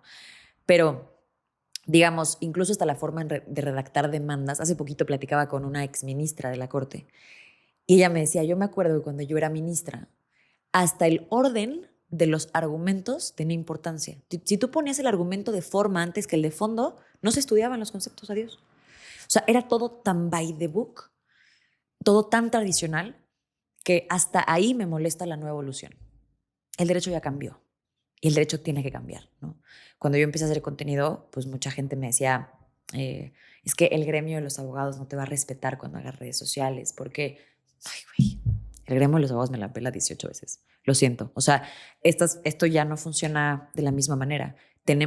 Por eso el derecho era considerado para los superprivilegiados y de élites y que solamente los papás de abogados y los papás de expresidentes podían estudiar derecho, porque no tenemos la capacidad de explicarlo de manera sencilla, porque no entendemos que sí en muchas cosas y en muchos casos la forma es fondo por procedimiento y por derechos humanos y tal, pero en muchos otros tenemos que hacernos elásticos y el mundo está avanzando y el mundo evoluciona. Y cuando tú entiendes que el derecho siempre va a ir después del hecho, o sea, nosotros regulamos lo que va pasando después de que pasa. Tienes que ir adecuando ciertas cosas. A mí los aferrados, incluso, y les digo todo esto porque los aferrados al derecho ultra tradicional y que no se explique y si no hablas con palabrotototas, entonces no eres abogado, tampoco me gusta. Los aferrados a defender cosas sin abundar un poco más en otros pensamientos, en otras ideas, en entender que el mundo cambia y que el juego tiene que ir cambiando, a mí no me gusta. Y Charlie Kirk me parece una persona súper aferrada.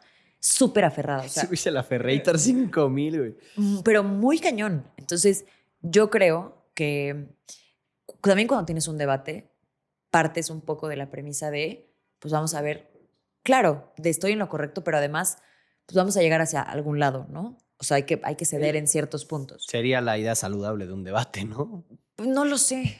No, digo que lo saludable sería pues, tratar de encontrar puntos en común. Ah, por supuesto, sí. Pensé que él, Charlie y yo. Oh. No. Digo, eso sería lo ideal, pero yo creo que ese güey sí no. No, no hay Nunca lo he visto decir te la doy. Chance existe algún clip que le diga te la doy. De que te la doy por buena. Pero después te avienta algo que dices. Y es lo que ahorita les contaba con Candace Owens, ¿no? No son súper argumentos así que seguro se tardaron en construir 18 horas. No, solo es, le ponen las cosas aquí sobre la mesa, sentido común, y se deshacen, ¿no? Obviamente hay cosas en donde son más evidentes, como ella, ¿no? La mujer debería quedarse en casa para ser feliz. Uy, ¿qué haces siendo escritora? Vete a tu casa y ten Y hijos. sé feliz. Y sé feliz. ¿Qué es aquí sentada debatiendo con 20 imbéciles, no? Pues, Y por ejemplo, yo te quiero preguntar, ¿tú qué opinas acerca de la democracia actual, por ejemplo? Históricamente, ahorita tenemos el caso de Emiratos Árabes Unidos, que Emiratos Árabes Unidos ha crecido exponencialmente en los últimos años, gracias a su ubicación, sí, gracias a muchas cosas, sí, pero hay muchos países en la historia de la humanidad que han tenido ubicación, todo para salir adelante y por malas administraciones no lo han logrado. Creo que en eso podemos estar de acuerdo todos. En Emiratos Árabes hay un liderazgo claro, es decir, pues o sea, no hay una democracia como tal. La familia real. Sí, exactamente. Tenemos otro ejemplo, otro contraste. Nayib Bukele, sí existe democracia, cambió las leyes un poco para poder seguir en el poder. Quiero preguntarte qué opinas acerca, número uno, de la democracia, número dos, acerca de ejemplos como el de Emiratos Árabes y acerca del caso de Bukele. Digo, son muchas preguntas, pero me interesa mucho. a ver, el caso de la democracia, como fanática de la democracia, hoy creo que no se entiende bien. Giovanni Sartori, uno de los filósofos y juristas más importantes italianos, describía la democracia, y es la definición que yo siempre uso, como el gobierno de las mayorías con respeto de los derechos de las minorías. Y esa segunda parte es la que a mucha gente se le olvida, ¿no? Creo en la democracia como el sistema utópico que estudié, que leí y que en libros es maravilloso. En la práctica no tanto. En la práctica no tanto. Y también traigo muy clavada una pregunta de qué es mejor, una mala democracia, una buena dictadura. Yo creo que una buena dictadura. Yo creo que una buena dictadura. Habría que definir qué es dictadura. Habría que definir qué es dictadura. ¿Nayib Bukele es una dictadura? Eh, depende de qué entiendas por dictadura. Yo digo que no. A ver, la dictadura necesariamente implica a una o a varias personas en el poder con el uso de la fuerza, ¿no? Sin elecciones democráticas, sin elecciones libres. Entonces, si decimos que hay elecciones, pues entonces no lo es, ¿no? Que, por ejemplo, en Venezuela hubo elecciones. Sí, claro. Y Por ganó eso, lleva ganando Maduro todas. Y por ejemplo, ese tema de la dictadura, yo sí diría que una dictadura buena, y digamos, escuché a Diego Rosarín decir algo coherente por primera vez. es que tiene un par de cosillas. Tiene un par de cosas. ¿A los Estados Unidos? Lo de, exactamente, él dice, sí, están diciendo que Maduro es un dictador. Ok, vamos a analizar la historia de los Estados Unidos. Se les va a caer su argumento bastante rápido. Entonces ahí yo siendo, mi educación es americana en parte, sí me dolió y dije, tiene un punto ahí. Bueno, bien por eso. O sea, bien porque digas que tiene un punto. Sí, a ver, vamos por partes. Podemos hablar de la democracia alrededor de estos puntos. Con Nayib Bukele yo tengo una cosa complicada, porque en mi cabeza aún no logro definir qué es mejor, si una dictadura buena o una mala democracia, ¿no? Posiblemente me incline por dictadura buena, pero no lo sé. ¿Yo qué tengo con Nayib Bukele? Básicamente es la pregunta que me hago cada que hablo de él. ¿El fin justifica los medios? Pues según la doctrina católica, no. Según Nicolás Maquiavelo, sí. Según yo, no sé. Ok. Ok. ¿El fin justifica los medios?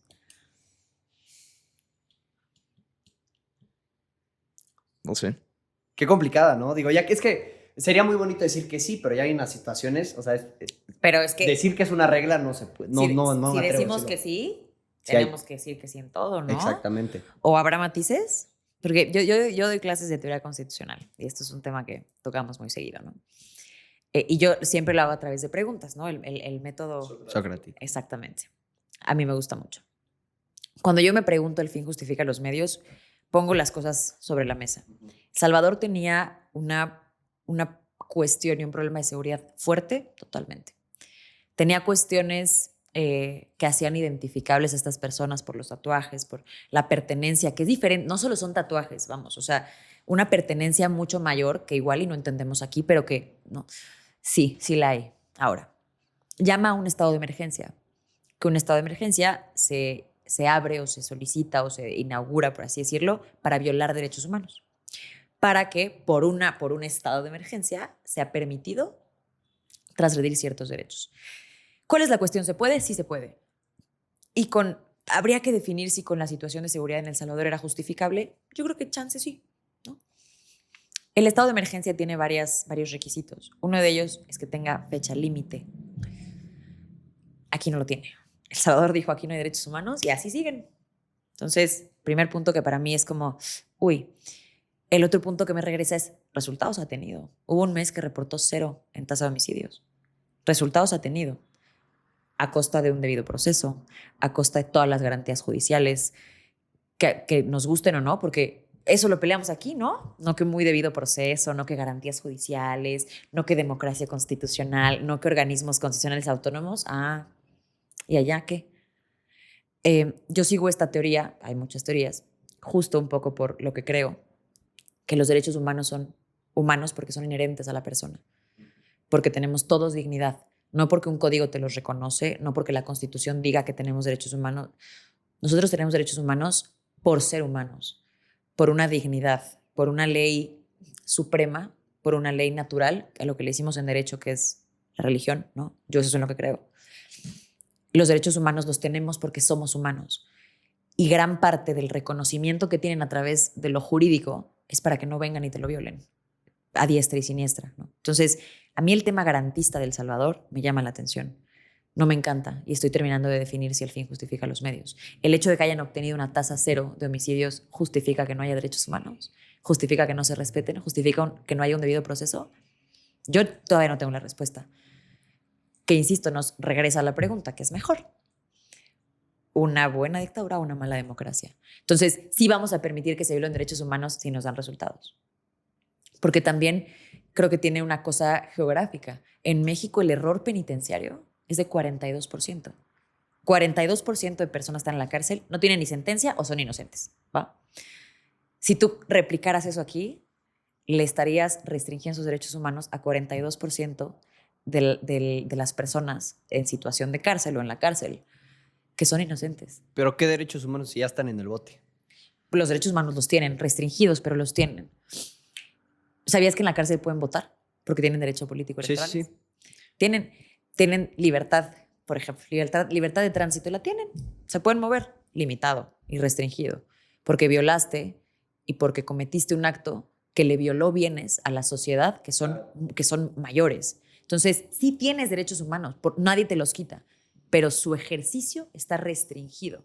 Pero a lo que quiero llegar no me explica con la pregunta, pero por ejemplo, en El Salvador, digo, obviamente yo sé que El Salvador está mini y es una situación extremadamente diferente, pero tú lo acabas de decir, en México pues decimos, muchos están en contra de Nayib Bukele por el tema de los derechos humanos y lo que quieras, pero nosotros siendo los primeros en decir los derechos humanos son lo mejor, pues tenemos 42% de personas inocentes o que sin sentencia en la cárcel. ¿Pero es culpa de los derechos humanos o de nuestro sistema de justicia? De nuestro sistema de justicia, sin duda. Pero en el sistema de justicia de Nayib Bukele, no sé si hay estadística de cuántas personas inocentes o sin sentencia están en la cárcel. Es que sin sentencia muchísimas.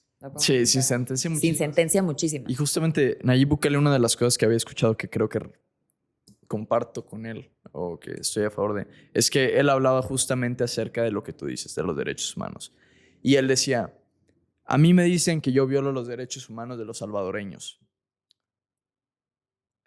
Pero cuando yo volteo a ver a una mujer la cual le mataron a su hijo, le mataron a su hija, los derechos humanos de esa persona que mató a sus hijos, a él lo pone a pensar si en verdad deberían de tener derechos humanos, si deberían de estar considerados como eso. Y él dice, a mí me dicen que le quité la libertad a unos cuantos, pero le entregué la libertad a la mayoría de salvadoreños. Entonces, es un discurso que es como decir en México, ¿estás dispuesto a perder algo de democracia, como lo hizo El Salvador, con tal de tener resultados positivos en el país? Es un tema complicado. Sí. Es un tema duro porque además con Bukele no es solo un discurso, le funcionó. 0 de homicidios. O sea, no es solamente propaganda política, hay pruebas, ¿no? Le funcionó. Cosa que lo hace más difícil. Si yo te dijera que sí, o sea, si yo te dijera que los derechos humanos de ese criminal que está en la cárcel no existen, entonces toda mi teoría de que son de una ley universal, de una ley natural superior y que son derechos humanos porque son inherentes a la persona, se pierde por completo, ¿no? Hay mucha gente muy positivista, que significa que nada es universal, no hay religión, no hay moral, solamente lo que es justo es lo que está en el texto, es la ley, punto, y se acaba. Para estas personas, los derechos humanos son un pacto social, que además yo no digo que no puedan ser las dos. Son un pacto social. Aquí nuestro derecho humano de las mujeres es poder vestirnos como sea, allá no, y son pactos sociales que se dan en diferentes puntos. Yo les pongo las dos, ustedes ya me dirán qué opinan después. Yo sí creo que, y me gustaría respetar esta cosa de los derechos humanos, porque hay una línea bien delgadita en donde este estado de emergencia puede salirse de control. Y los derechos humanos y el respeto a los derechos humanos, además de que somos humanos y el respeto está padrísimo, también son una limitante a los actos de autoridad. Entonces, hoy es para esto y dio resultados, ¿no? Pero, ¿qué pasa cuando ya los derechos humanos no son tan importantes para cualquier otra cosa? La línea es muy delgada, la línea es muy delgada. Yo hoy no sé si aplaudirlo, si enojarme. Estoy en una cosa muy confusa porque sé que lo hizo muy bien y sé que los salvadoreños están tranquilos, pero por eso el derecho es complicado, por eso ser juzgador es difícil, porque tienes dos cosas que pesan. Imagínate que llega un personaje a la política mexicana, inclusive, vamos a suponer que llegas tú a la presidencia, haces un trabajo excepcional. El pueblo de México está de acuerdo que has sido la mejor presidente en la historia de nuestro país. Y sabes que el pueblo te quiere. Y tienes el poder, el Congreso, lo que quieras para poder reformar la Constitución y decir que puedas volver a participar en unas elecciones. ¿Lo harías? No, pero te voy a decir, no porque no quiera. Seguramente en esa posición querría, por supuesto que sí. Yo lo he pensado mucho y es algo que digo mucho en mis videos, seguro lo han escuchado, y es mi enemigo principal contra lo que Natalia lucha todos los días es contra la concentración de poder en una o en un grupo de personas. Porque el poder, y esto lo saben, no es una cosa que yo estoy inventando aquí, el poder corrompe y el poder absoluto corrompe absolutamente. No estamos descubriendo el hilo negro, esto lleva años, años estudiado, filósofos, sociólogos, juristas incluso, ¿no? El poder absoluto corrompe. Cualquier oportunidad de poder te corrompe. Entonces, lo que yo te pueda decir o yo les pueda decir hoy sentada en esta mesa se verá completamente viciado si yo estoy en la presidencia. ¿Eso me hace una mala persona? No, pero somos humanos y el poder nos gusta. Claro. A todos, a todos. Mira cómo se están portando los morenistas ya que tienen lana y poder. Exacto. A todos nos cambia, a todos. ¿Cuál sería mi mejor escenario? Que si yo un día llego a la presidencia, la oposición esté tan consolidada y mis contrapesos estén tan fuertes que aún queriendo no pueda. Para mí eso es importante. Entonces, ¿qué te voy a decir? Yo estando en la presidencia, yo, Natalia, cero se me antojaría, me retiraría del poder. Claro que no. Me volvería loca, por supuesto. Por supuesto que me querría quedar. Pero me gustaría pensar en un país que tenga las armas necesarias para decirle no. Para quitarme el poder. Porque hay una línea muy delgada. Y yo creo que eso pasa con el poder siempre. Bukele lleva poquito. Veamos qué pasa en 20 años y se queda. Vamos a ver para dónde va. Porque esa parte y esos efectos no me parece que siempre se analizan. Entonces creo que hay que tener cuidado. Y a mí los límites y los frenos siempre me han gustado porque como seres humanos podemos enloquecer. Siempre, es naturaleza, ¿sabes? Siempre.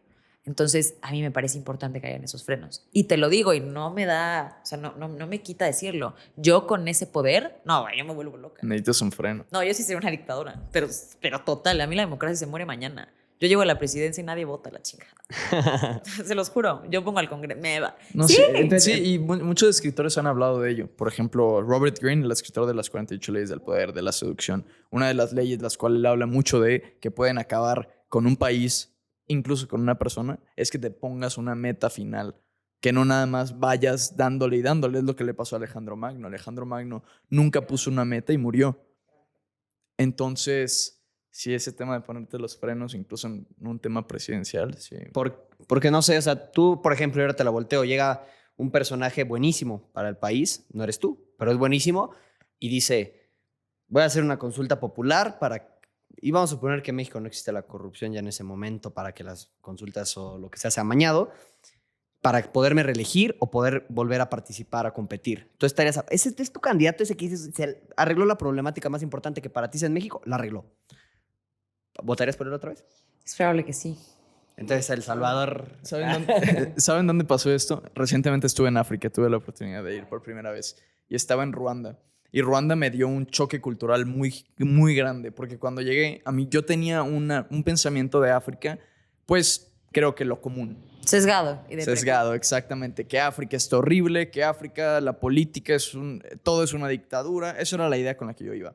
Llego a Ruanda y empiezo a hablar, porque siempre me gusta hablar de temas políticos, me gusta ver qué le puedo copiar a diferentes países, a diferentes continentes para venirlo a aplicar acá. Entonces, lo que me dicen, primero que nada, cuando les pregunto, ¿qué opinas de la política? ¿Qué opinas del presidente actual? Me dicen, amo a mi presidente. Me dicen, el presidente que nosotros tuvimos lo trajo Dios acá y no lo queremos soltar nunca.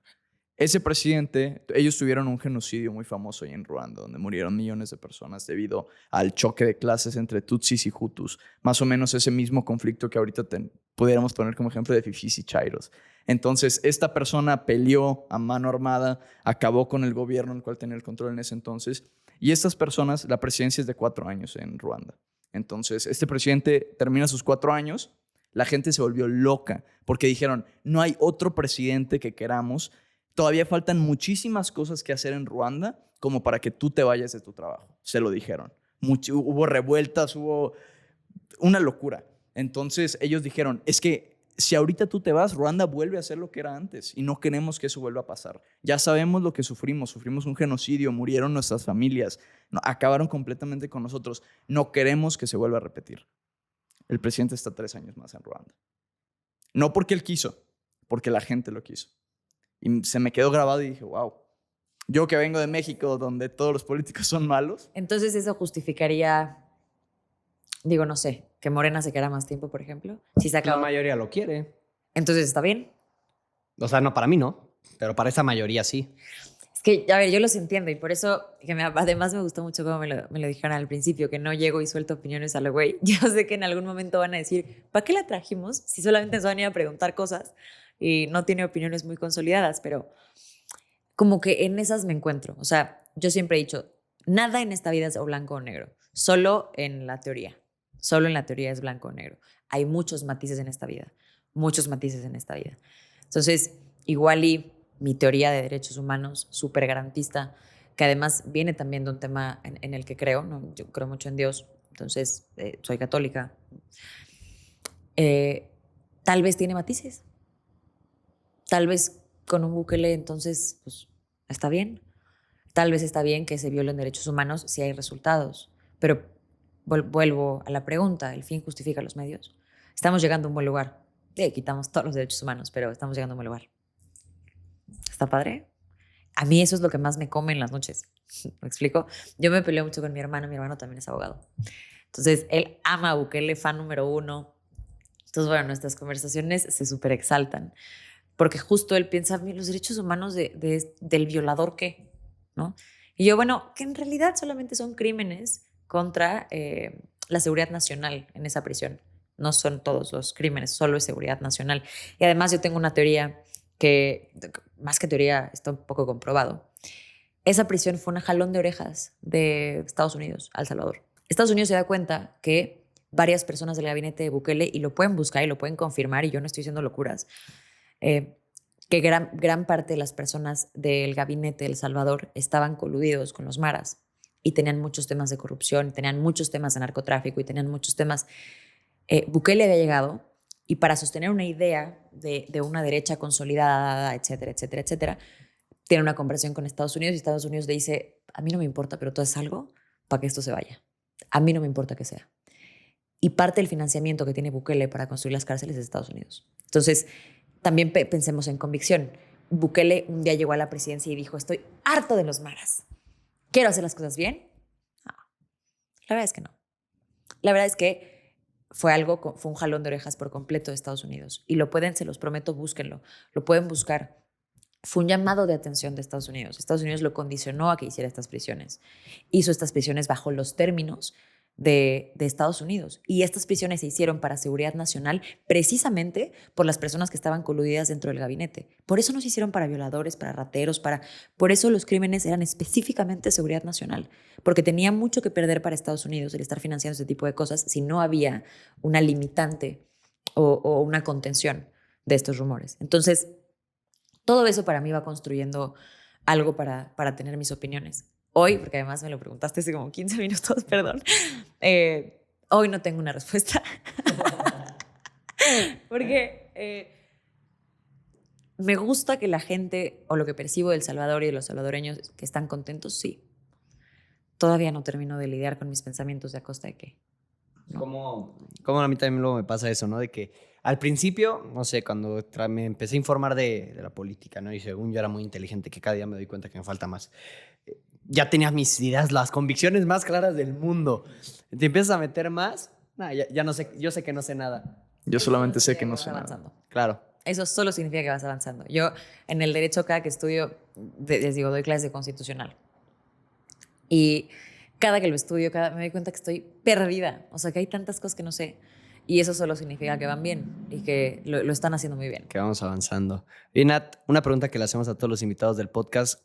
¿Quién dirías que es la persona más increíble que has conocido y por qué? Mi mamá. ¿Y por qué? Me enseñó... A ver, mi mamá es extraordinaria por muchas razones. Que no sé si cuenta como la persona que he conocido porque Sí. la llevo conociendo toda mi vida, ¿no? Pero mi mamá es una mujer increíble. Es una mujer súper trabajadora, una mujer súper inteligente, una mujer fuerte. Y ella me enseñó muchas cosas. Entre ellas, siempre me dijo, Nat, tú haz lo que quieras hacer. Si tú mañana quieres vender pepitas afuera del metro, dale. Pero vende las mejores pepitas del metro afuera, o sea, afuera del metro, las mejores. Que tu stand de pepitas sea brutal. Nat, vales mucho más que por cómo te ves. todo esto se acaba, esto no. Todo esto se va para abajo, esto no. Checa a qué le vas a poner empeño. Me enseñó a trabajar, me enseñó a creer, me enseñó a luchar por lo que creo, me enseñó a tener convicción. Se los platicaba al principio del podcast, ¿no? Ella me enseñó a amar a mi país.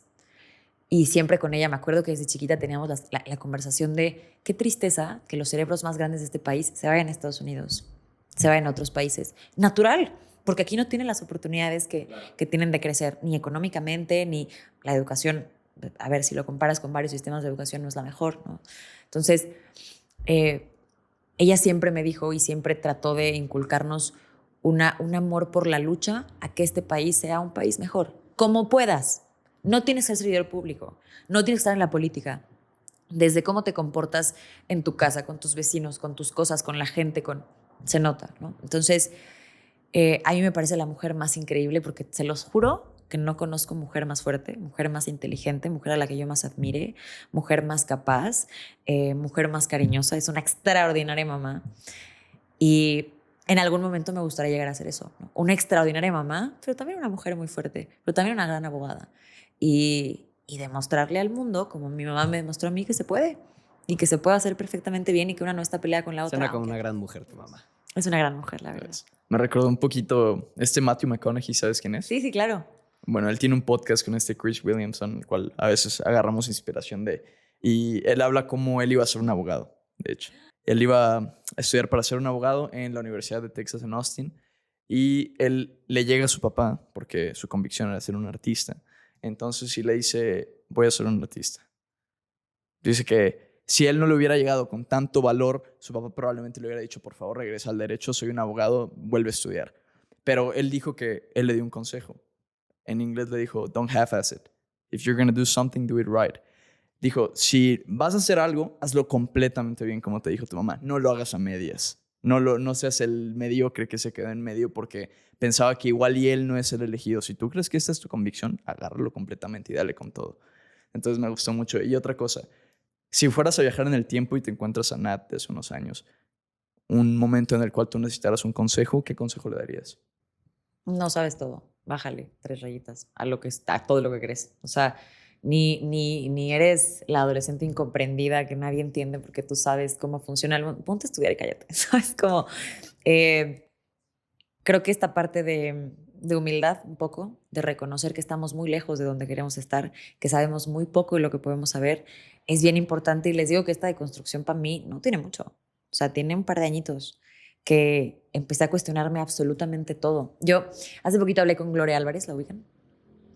Fue candidata a presidenta en Guatemala. Es una chava brutal, brutal, brutal. Aparte, yo juro que les va a encantar buscarla. A ver, creo que igual y por nombre no la conocen, pero si la buscan o buscan algún video, yo sé que seguro la han visto. Me parece una mujer a la que admiro muchísimo, porque ella justo, me identifico mucho, porque ella justo pelea mucho contra las etiquetas, ¿no? Por ejemplo, yo siempre he dicho que en temas de capital y mercado soy la persona más de derecha del mundo, pero en temas de derechos humanos soy bastante izquierdosa y bastante me inclino por ese lado. Entonces, ¿qué etiqueta tengo y a qué lado pertenezco? Y me tengo que llamar de alguna forma. Y entonces sí creo que las mujeres podemos salir a trabajar y ser chingonas y entonces no soy tan de derecha. No, pero quiero ser mamá y quiero casarme y tener una familia súper tradicional. Entonces sí soy yo, ¿sabes? Ese es tengo un gran tema con eso. Y Gloria está mucho en ese punto, ¿no? Entonces la admiro mucho. Y con ella yo platicaba que tuvimos una entrevista, me invitó a su podcast. Y cuando estábamos platicando, yo le decía, es que tengo un problema porque a mí cuando me ponen en esta disyuntiva de ser una persona como tradicional, como de derecha y tal, siempre me pasa que tengo, o no soy lo suficiente, o creo que no soy lo suficiente tradicional como para pertenecer a ese lado, o lo suficientemente de izquierda para pertenecer al otro, porque tengo muchas ideas de que quiero ser una mamá tradicional, panista, tal, porque me llama mucho la atención, pero también me cuestiono cosas todo el tiempo. Y ella me decía, lo más importante es que te sigas cuestionando ese tipo de cosas, que no pase día que no tengas una conversación con la almohada en donde te cuestiones todo. ¿Quién eres? Lo que crees, muy Rusarín, ¿no? Pero ¿por qué crees lo que crees, no? ¿Cuál es todo tu proceso que te lleva a entender la vida como la entiendes? ¿Por qué te llevas mucho como de esta forma con tus pensamientos? Y cuestiónatelos. Todo esto se los digo porque yo le contaba que hace un par de años tuve una relación hipertóxica súper tóxica. Y justo, razón por la cual yo empecé a hacer contenido, pero a mi novio no le gustaba que yo subiera videos. Y subía videos como los que subo ahorita, no creas que... Sí. Pero él me decía que yo subía videos hablando de mi carrera porque quería aprobación masculina, porque el derecho era de hombres. Entonces, pues yo subía videos hablando de derecho porque yo quería que hombres vieran y dijeran, wow. Entonces, pues no le gustaba nada y yo dejé de hacer mucho tiempo contenido porque no le gustaba. Y no le gustaba como que yo estuviera ahí porque, insisto, como muy tóxico, ¿no? Y yo le compré y le hice caso y yo decía, pues sí, este güey tiene toda la razón del mundo, seguro sí. Cuando les digo que es bien importante cuestionarse todo, es que hasta eso me lo cuestioné. Cuando él me dijo, seguro lo haces por ego. ¿No saben las noches tan incansables que yo pasé en mi almohada diciendo, ¿lo haré por ego? O sea, realmente quiero que alguien me vea y diga, ay, Un aplauso. ajá, quiero que un hombre me vea y diga, ay, qué bonita abogada. No saben cuántas noches. O sea, cuando yo les doy el consejo de cuestionense absolutamente todo, es todo, todo. A esta relación, cuando me decían eso y todo, terapia, proceso, sanación, todo ya lo que se tiene que hacer en estas cosas. Y les juro que todavía después de terminar esa relación, yo seguía regresando a mi centro diciendo, ¿por qué estoy haciendo esto? ¿Fama o prestigio? ¿Por qué estoy haciendo esto? ¿Porque lo creo o porque necesito una aprobación? Y también se vale escarbar tantito en tus necesidades, porque igual y si es por ego, chance el camino es otro, ¿no? Y a mí eso me parece muy importante. Entonces, creo que si me permiten dejarles como algo que es lo que he tratado de hacer en los últimos lugares a los que voy, cuestiónenselo todo, todo, todo, todo. O sea, hoy lleguen a su casa y digan, ¿por qué creo lo que creo? O sea, ¿por qué creo que soy derecha? ¿Por qué creo en Dios? Yo he tenido muchos periodos de cuestionar mucho mi fe, cosa que solo la ha reforzado. En mi caso. En el mío también. En mi caso. Pero, ¿por qué creo en Dios? ¿Por qué creo en esto? ¿Por qué creo en todo? De verdad todo. Hasta las cosas más tontas creo que aportan a convertirnos en unas personas con unas personalidades extraordinarias. Y eso fue lo que me enseñó mi mamá, ¿no? A ser una mujer extraordinaria, no importa en qué. A tener esa confianza y a crearme con esa confianza de que soy una mujer fregona. Yo no necesito nada más, haciendo lo que yo quiera. Quiero hacer quesadillas, las voy a hacer las quesadillas más perras que van a probar en toda su existencia, y eso lo voy a hacer. Y eso me enseñaron, y es un poco como quiero pagarle esa enseñanza hoy, cuestionándome todo y haciéndome una mujer de mucha mayor personalidad, de convicciones más fuertes, de ideales más fuertes. Y eso es lo que deberíamos estar haciendo todos, la verdad. No me acuerdo qué personaje de la Iglesia Católica lo dijo, pero sé que alguien lo dijo, que una fe fuerte es aquella que se cuestiona, que la reafirmas. Entonces, digo, invitar a la gente igual que se queden con lo que acabas de decir. Creo que es muy valioso. Nosotros también, creo que puedo hablar por nosotros, hemos tenido ese periodo últimamente también de andarnos cuestionando nuestras ideas. Puta, este güey subimos un video apoyándolo y como que ya no apoyo tanto eso. Y digo, pues es lo bueno de que creo que no hemos caído todavía en defender personas ciegamente. Creo que es un acierto de nuestra parte y creo que también invitamos a todos porque pues una persona si cambia sus ideas, pues ya no simpatizas con, o si tú cambias las tuyas, pues ya no simpatizas con. Creo que hay que dejarnos justamente, como dices, de este fanatismo. Y creo que ese mensaje que dejaste es muy bueno y yo te quiero agradecer, la verdad, me la pasé genial. Yo también, me la pasé muy bien. O sea, hay podcasts que me pasan y salgo con un dolor de cabeza, no porque me la esté pasando mal, sino porque me puse como tenso o no sé, hasta me duele luego la mandíbula. Lo siento. No, y este no es este no es ok, una ok, vez. ok. Sí, no. O sea, me sentí bastante cómodo, me la pasé muy bien. Creo que la gente se lleva bastantes reflexiones. Entonces, Muchas ¿y tiene gracias que haber por parte invitarme. 2? Ojalá que sí. Yo feliz Parte de la dos. vida. Y Yo también. agradecerte. Muchas Muchísimas gracias también. Eres la primera mujer mexicana que viene a hablar de política aquí en el Eso. podcast. Entonces, gracias por eso. Yo también, definitivamente, uno de mis episodios favoritos. Totalmente, muchas gracias. Muchas gracias a ustedes. Me la pasé muy bien. Pues sí. ¿Algo que le Gracias. quieras decir a la gente? Nada, que me inviten otra vez a ustedes y a la gente. Cuestiónense todo. Claro, cuestionense todo. Ahorita me voy a encerrar a tapar en mi cama, pero... Y a cuestionarme todo. Pues, Nat, otra vez muchísimas gracias y a la gente, gracias por quedarse hasta este punto del video. Nos vemos en el siguiente episodio. Chao. Adiós. Chao.